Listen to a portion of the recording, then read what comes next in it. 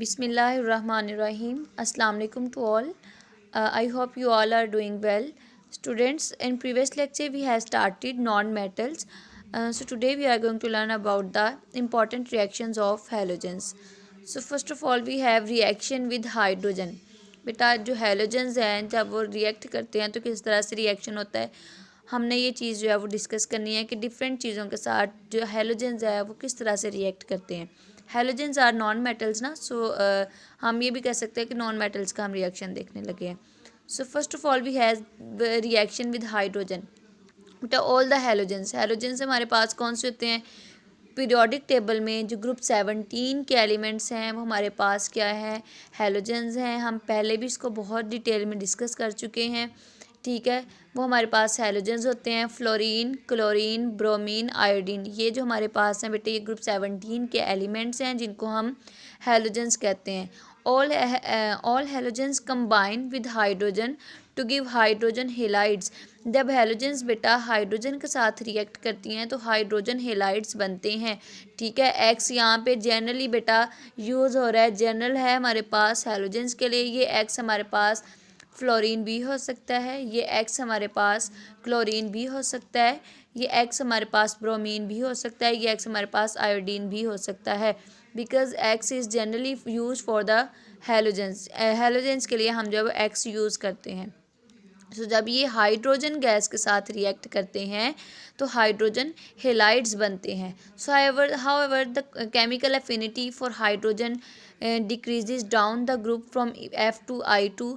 अगर हम F से I2 की तरफ जाएं तो हाइड्रोजन की जो केमिकल एफिनिटी है फ्लोरीन के केस में डाउन द ग्रुप जो है वो डिक्रीज़ करेगी. अगर हम ये कह सकते हैं कि हाइड्रोजन की केमिकल एफिनिटी फ्लोरीन के साथ सबसे ज़्यादा होगी, आयोडीन के साथ सबसे कम होगी. ठीक है, हैलोजेंस के केस में ये ऐसा है. सो फ्लोरीन जब हाइड्रोजन के साथ कंबाइन करती है तो बेटा even in dark and cold state, darkness में और कोल्ड स्टेट में, यानी हमने इसको कोई हीट प्रोवाइड नहीं करनी, नॉर्मल रूम टेम्परेचर, बल्कि हम उससे भी थोड़ा कम टेम्परेचर कर देंगे. कोल्डनेस में ये जो है वो रिएक्शन होगा. सो होगा क्या? हाइड्रोजन फ्लोरीन के साथ रिएक्ट करके हाइड्रोजन फ्लोराइड बना देगा हमारे पास. ठीक है, क्लोरीन है, क्लोरीन बेटा क्लोरीन का जब भी हाइड्रोजन के साथ रिएक्शन होता है तो in the presence of sunlight ही होगा क्लोरीन का. और नॉर्मली जो रिएक्शन है वो सनलाइट की प्रेजेंस में ही जो है वो होता है. क्लोरीन किसी भी चीज़ के साथ रिएक्ट करे तो नॉर्मली बेटा सनलाइट की प्रेजेंस में ही जो है वो इसका रिएक्शन होता है. सो हाइड्रोजन क्लोराइड बनाएगी. हाइड्रोजन और ब्रोमीन का रिएक्शन होगा तो ये तब रिएक्शन होगा जब हीटिंग होगी. हीट प्रोवाइड करने पे हाइड्रोजन और ब्रोमीन का रिएक्शन होगा, अदरवाइज रिएक्शन नहीं होता. Both are liquid. ब्रोमीन भी हमारे पास लिक्विड फॉर्म में होता है, sorry hydrogen is a gas and bromine is a liquid. हमारे पास ब्रोमीन जो है वो लिक्विड होता है. तो इनके लिए हमें हीटिंग देनी पड़ेगी, फिर जाकर जो है वो हाइड्रोजन ब्रोमाइड बनता है. ठीक है, और हाइड्रोजन और आयोडीन का अगर रिएक्शन करवाएं तो हीटिंग के साथ साथ कोई कैटालिस्ट भी इसके रिएक्शन को, अगर हम हाइड्रोजन और आयोडीन को किसी भी जो है वो फ्लास्क में या किसी भी कंटेनर में हम लेते हैं, हीट भी कर दें, तब भी ये रिएक्शन स्टार्ट नहीं होगा जब तक हम कोई कैटालिस्ट ऐड नहीं करते. तो कैटालिस्ट बेटा क्या होता है जी? हमारे पास वो ऐसी स्पीशी जो किसी भी केमिकल रिएक्शन को स्पीड अप करती है, उसको स्टार्ट करती है और एट द एंड हमें एज इट हमें वापस मिल जाती है. ठीक है, सो ये कहाँ यहाँ पर एक कैटालिस्ट यूज़ होगा. उस कैटालिस्ट का काम क्या होगा कि उसने इसके रिएक्शन को स्टार्ट करवाना है. ठीक है, और फिर हीटिंग तो हाइड्रोजन आयोडाइड बन जाएगा. नेक्स्ट बेटा हैलोजन का रिएक्शन है reaction with water. Reaction of halogen with water. So क्या होगा जी? यहाँ पे फ्लोरीन जो है वो डिकम्पोज कर देगा वाटर को. ठीक है, फ्लोरीन जो है वो वाटर की डिकम्पोजिशन कर देगा कोल्ड स्टेट में ही और डार्कनेस में. मोस्टली जो फ्लोरीन है वो डार्कनेस में ही रिएक्ट करती है और कोल्ड स्टेट में ही रिएक्ट करता है हमारे पास फ्लोरीन. तो यहाँ पर भी क्या होगा? फ्लोरीन जो है वो बेटे हमारे पास डार्कनेस में कोल्ड स्टेट में वाटर के साथ जब रिएक्शन करेगा तो वाटर की डिकम्पोजिशन हो जाएगी, हाइड्रोजन सेपरेट हो जाएगा, ऑक्सीजन जो है वो सेपरेट हो जाएगा. तो हमारे पास हाइड्रोजन फ्लोराइड और ऑक्सीजन गैस बनेगी. क्लोरीन भी डिकम्पोज कर देगा वाटर को but in the presence of sunlight. मैंने पहले बताया क्लोरीन जो है वो सनलाइट की प्रेजेंस में ही रिएक्शन करता है. हाइड्रोजन क्लोराइड बनेगा और क्लोरस एसिड बनेगा हमारे पास.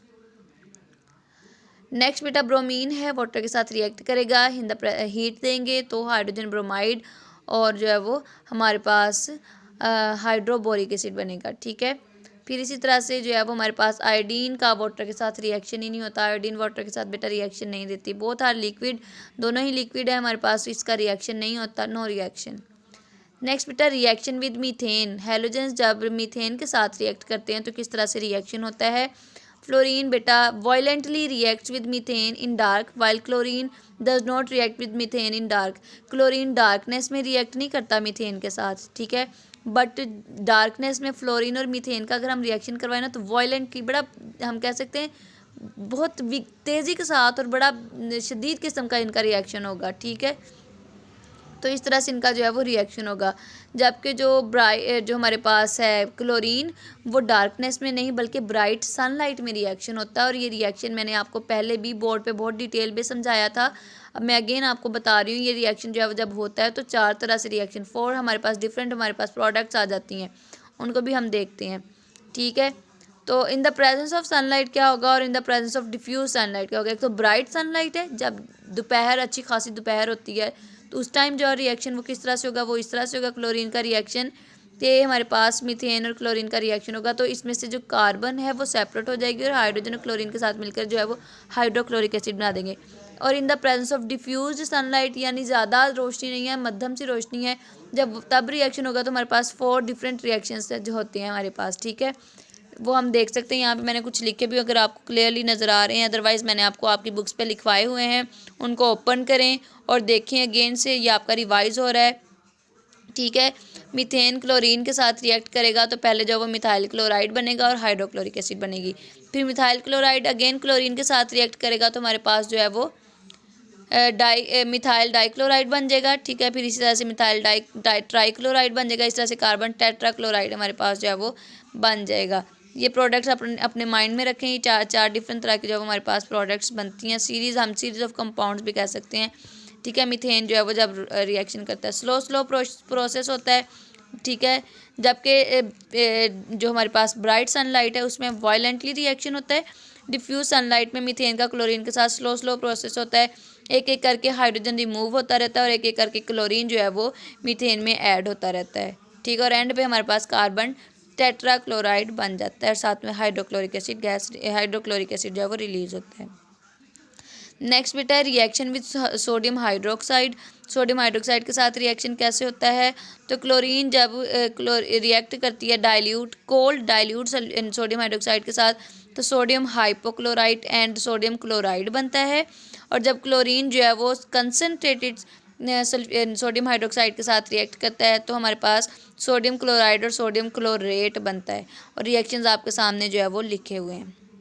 So this is about today. I hope you understand it well. Okay students, Allah Hafiz.